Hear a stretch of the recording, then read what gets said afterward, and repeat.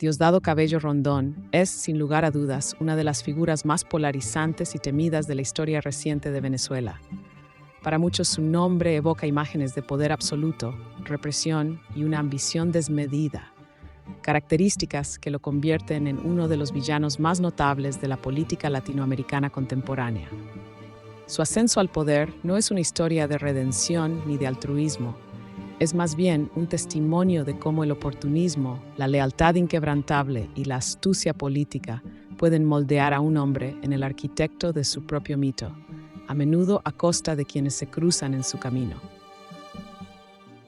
Nacido el 15 de abril de 1963 en Maturín, un rincón remoto del estado Monagas, Cabello creció en un entorno que contrastaba brutalmente con las alturas de poder que alcanzaría décadas después.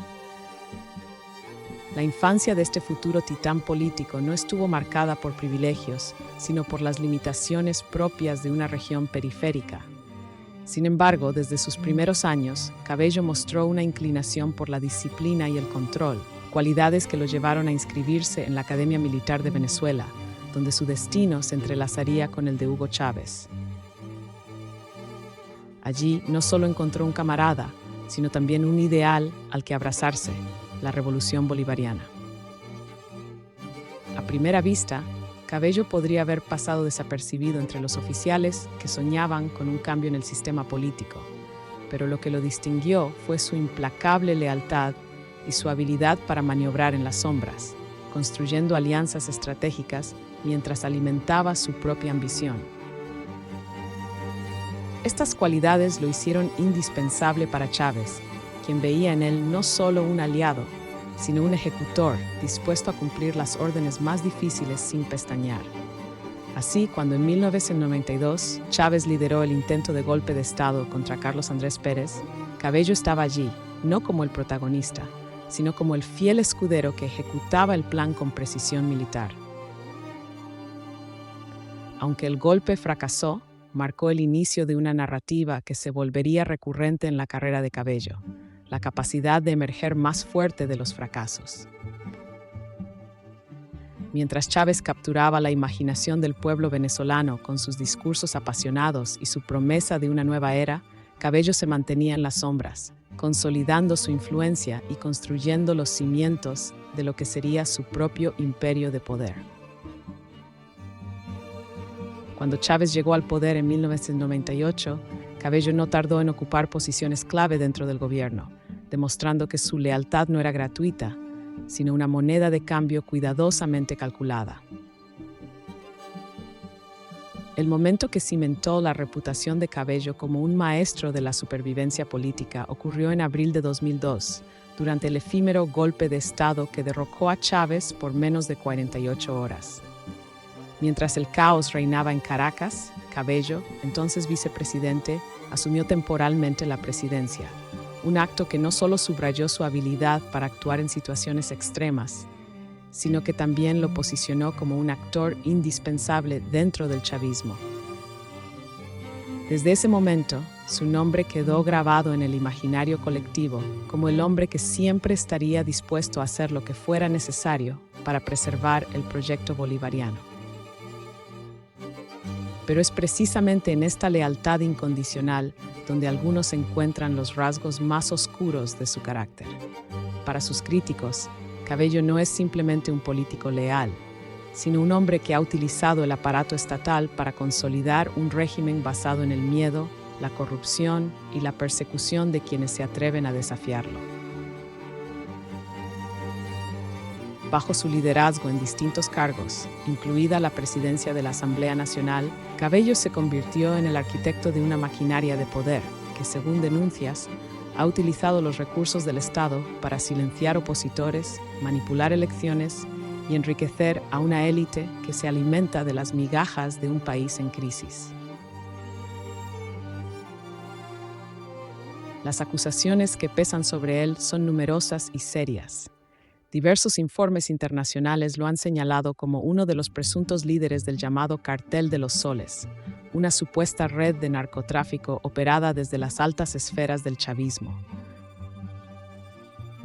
Aunque Cabello ha negado rotundamente estas acusaciones, tildándolas de fabricaciones mediáticas promovidas por los enemigos de la revolución, su negativa no ha bastado para disipar las sospechas.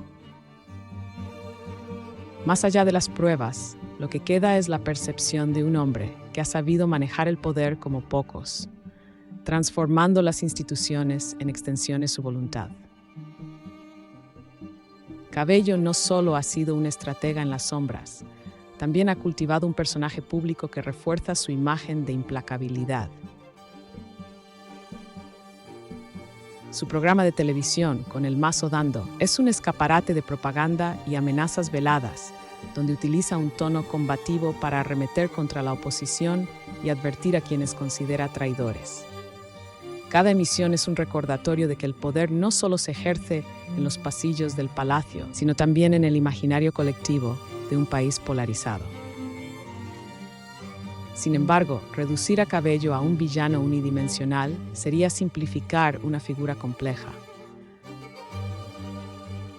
Su ascenso y permanencia en el poder no son solo resultado de su ambición personal, sino también de un contexto que ha permitido y fomentado la concentración de poder en unas pocas manos. En un país donde las instituciones han sido debilitadas y la oposición fragmentada, figuras como Cabello prosperan precisamente porque saben jugar con las reglas de un sistema que ellos mismos han ayudado a moldear. Hoy, como ministro de Interior, Justicia y Paz, Cabello continúa siendo una pieza clave en el régimen de Nicolás Maduro. Desde esta posición, supervisa áreas cruciales como la seguridad y el control social, consolidando aún más su influencia en un país donde la línea entre el Estado y el partido gobernante se ha desdibujado por completo. Aunque su futuro político es incierto, lo que está claro es que Cabello seguirá siendo una figura central en la historia de Venezuela, ya sea como símbolo de resistencia para sus seguidores o como ejemplo de los excesos del poder para sus detractores. Diosdado Cabello es, en última instancia, un producto de su tiempo y su entorno, pero también un hombre que ha moldeado el curso de la historia de su país con una mezcla de astucia, pragmatismo y, para muchos, una falta de escrúpulos alarmante. Su legado, como el de tantos villanos históricos, no será fácil de juzgar, pero su impacto será imposible de ignorar.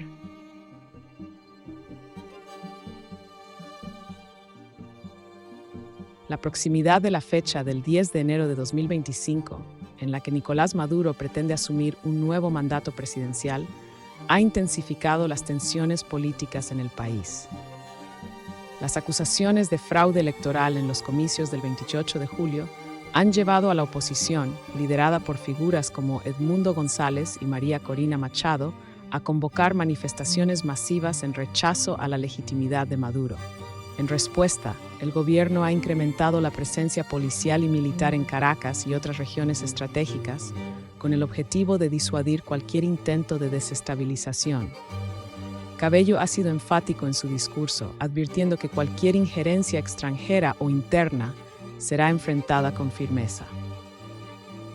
La comunidad internacional, por su parte, ha expresado preocupación por la situación en Venezuela.